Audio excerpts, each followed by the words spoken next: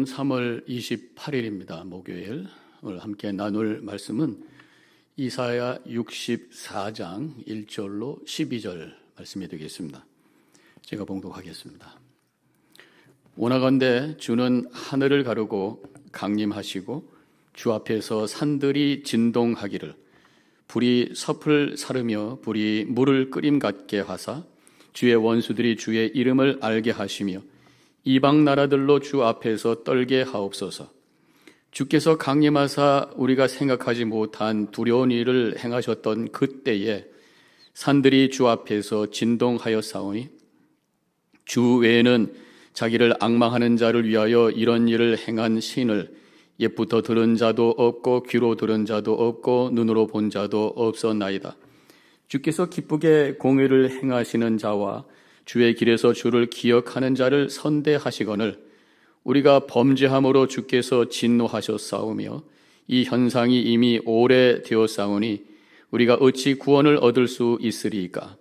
무릇 우리는 다 부정한 자 같아서 우리의 의는 다 더러운 옷 같으며 우리는 다 잎사귀같이 시들므로 우리의 죄악이 바람같이 우리를 몰아가나이다.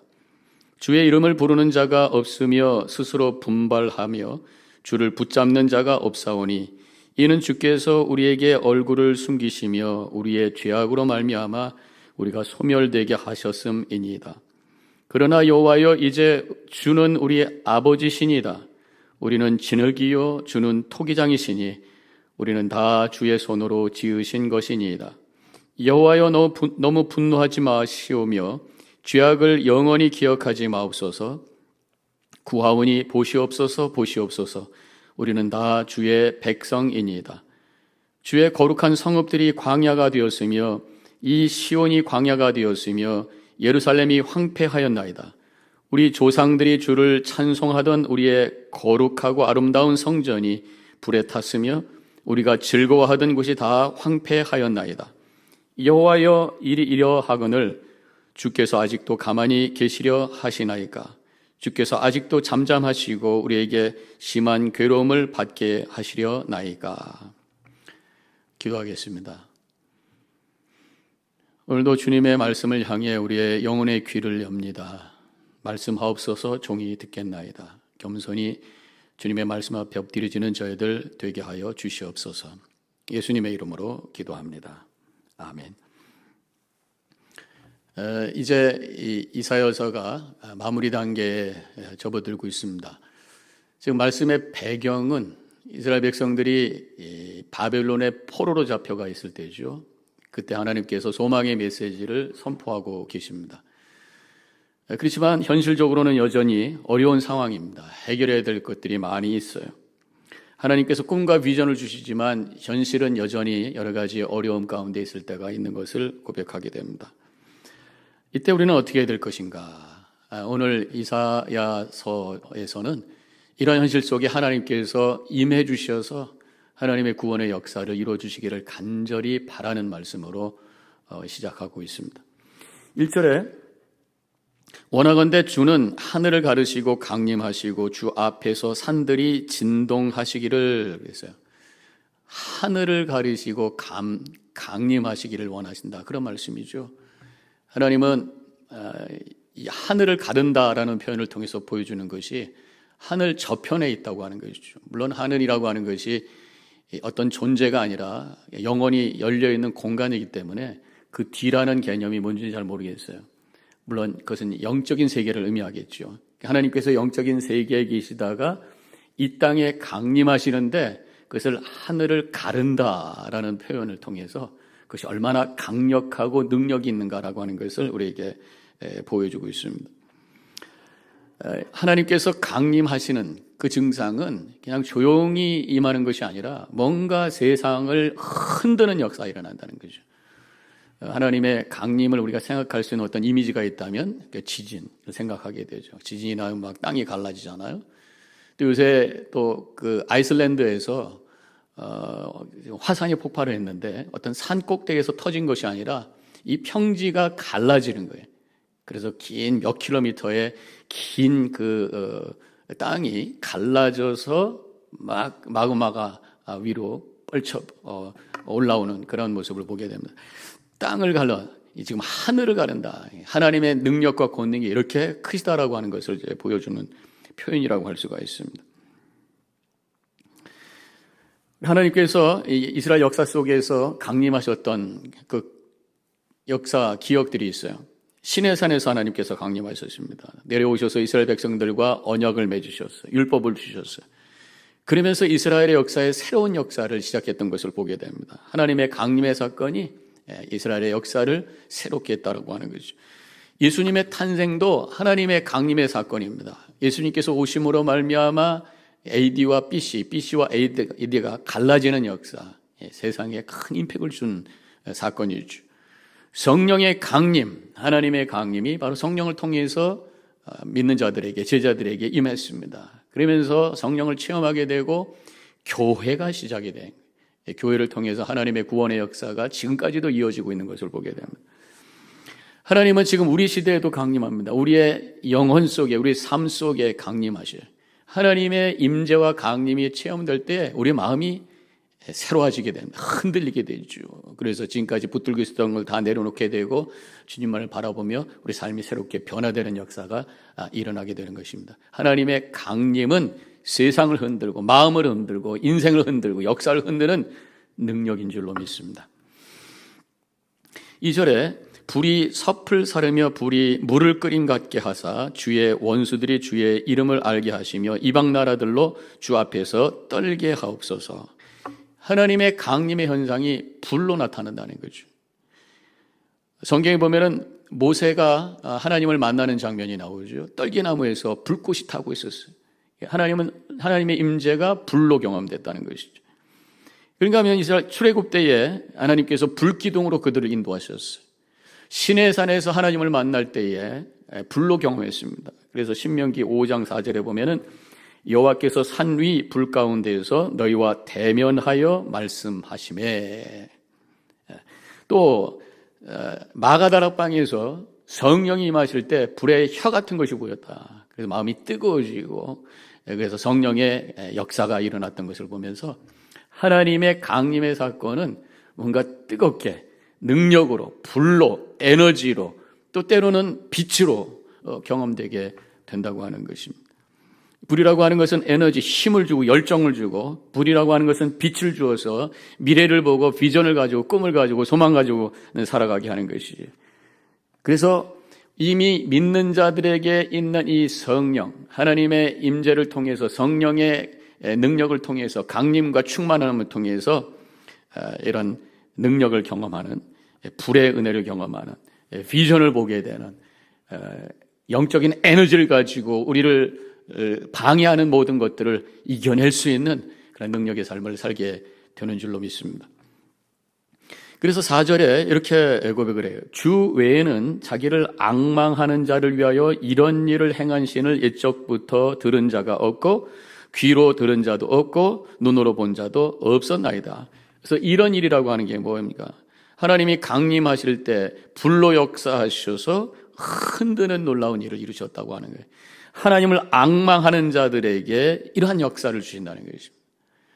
믿는다고 하는 믿음 하나의 고백을 가지고 끝나는 것이 아니라 하나님을 앙망하고 갈망하고 바라는 성령의 충만함을 바랄 때에 불의 역사가 우리 가운데 일어나게 되는 것입니다.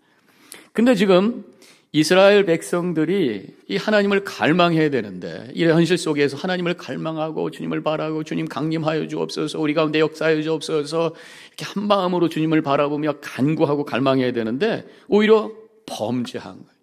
그래서 5절에 주께서 기쁘게 공의를 행하는 자와 주의 길에서 주를 거역하는 자를 선대하시거늘 우리가 범죄하였으므로 주께서 진노하셨사오며 이 현상이 이미 오래되어 싸우니 우리가 어찌 구원을 얻을 수 있으리까?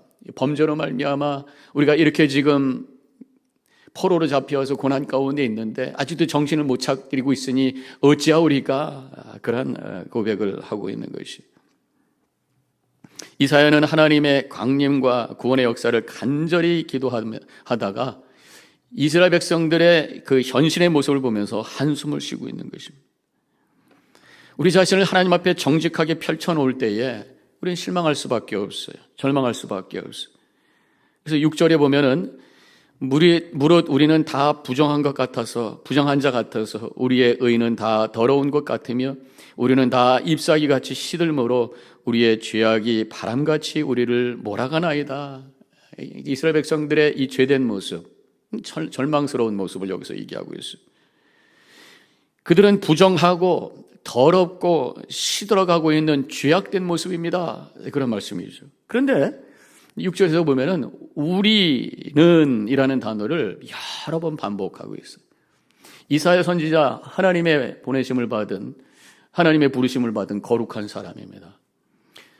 이스라엘 백성들하고는 다르죠. 그럼에도 불구하고 이사야 선지자는 자기도 그 죄인들의 무리 속에 함께 포함을 시켜서 우리는 겸손의 모습을 보게 되는 것입니다. 또한 이스라엘 백성들과 따로 떨어져서 본인이 그들을 정죄하는 입장에서 저들은 이라고 얘기하지 아니하고 우리는 이라고 하면서 이 동족을 사랑하는 그런 마음, 백성들을 사랑하는 마음, 하나님 앞에 겸손히 또 백성들을 사랑하는 그런 마음으로 우리는 이라는 표현을 사용하고 있는 것이죠.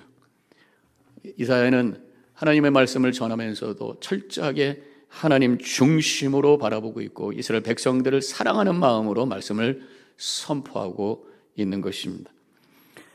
여기서 끝났으면 그저 한숨만 쉬다가 이렇게 하면 어떡하겠습니까? 이러면 이게 우리의 모습입니다. 탄식하면서 끝났을 텐데 지금 이사야 선지자는 거기서 끝내지 않습니다. 지금까지 이사야 선지자는 소망의 메시지, 하나님께서 이스라엘 백성들을 구원하신다는 말씀을 계속해서 선포해 오셨어요. 그렇기 때문에 결국 8절에서 이사야 선지자는 이렇게 고백을 합니다.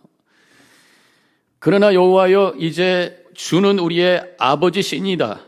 우리는 지늘기요 주는 토기장이시니 우리가 다 주의 손으로 지으신 것이니다.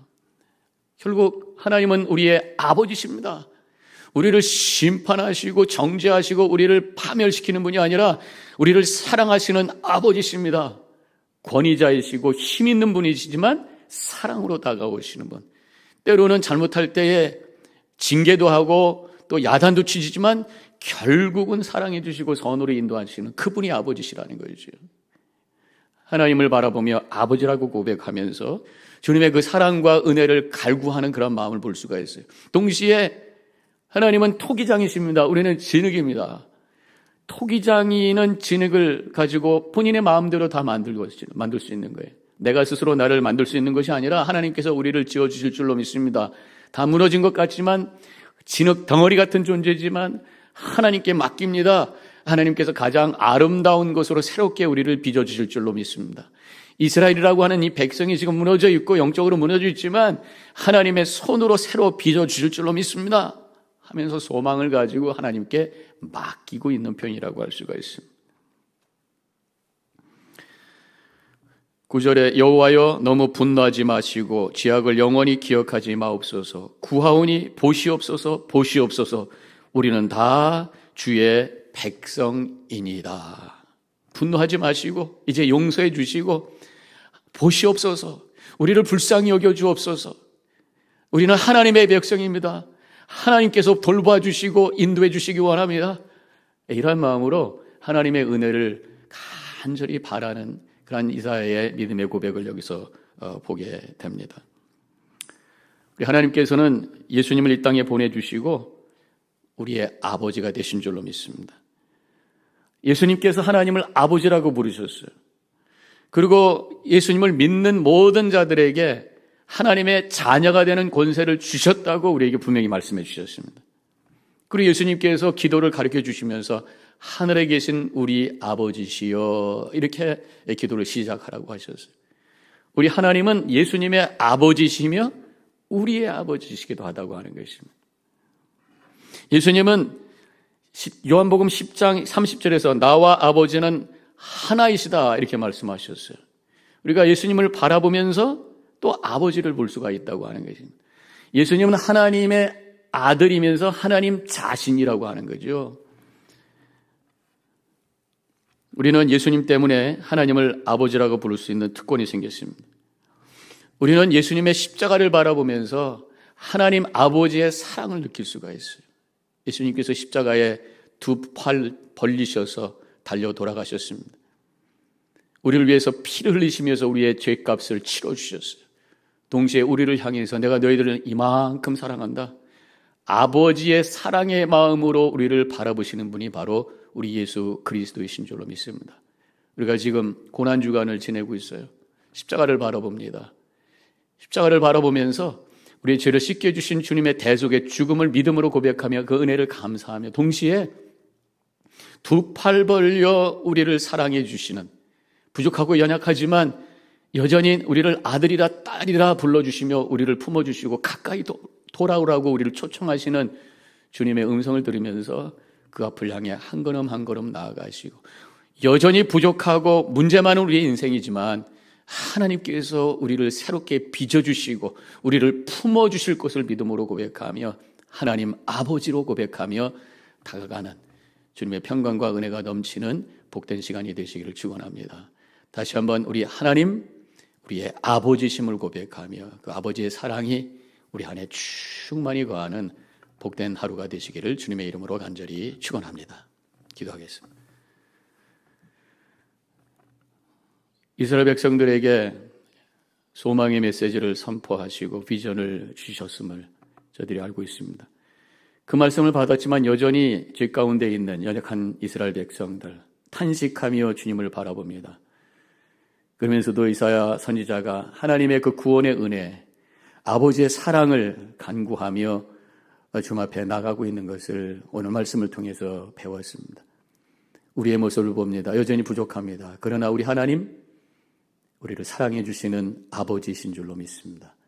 우리를 끝까지 포기하지 아니하시고 사랑으로 인도하시는 주님을 향해 두 팔 벌려 우리를 부르시는 그 품을 향해 한 걸음 한 걸음 나아갈 수 있는 귀한 시간 되게 하여 주시옵소서. 감사하며 예수님의 이름으로 기도합니다. 아멘.